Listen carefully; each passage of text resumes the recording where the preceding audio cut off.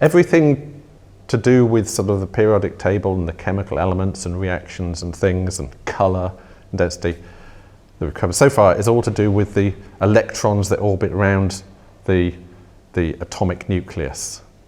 But in this bit, which is all about fission, is actually where you're dealing with the nucleus itself. And you get some elements are unstable, they are radioactive, and they can split into smaller elements, smaller atoms of different elements.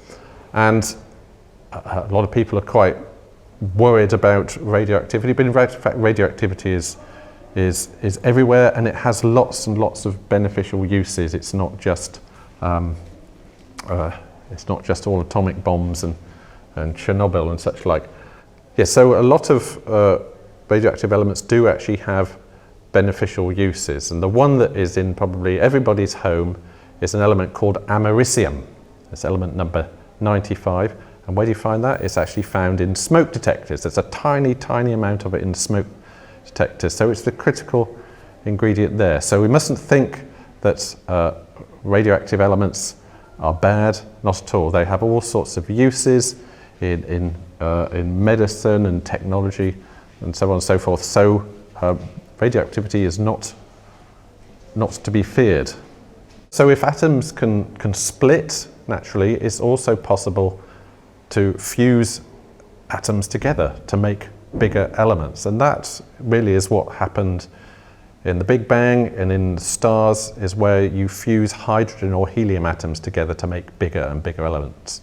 3 helium atoms, helium is element number 2, makes 1 carbon atom, which is element number 6. So helium's really, really important for making these elements. And that releases a huge amount of energy, which is why scientists are looking for ways of fusing hydrogen into helium relatively cheaply. But also at the other end of the scale, other scientists, physicists are firing big atoms at other big atoms, hoping they stick together as a single nucleus long enough to measure their properties.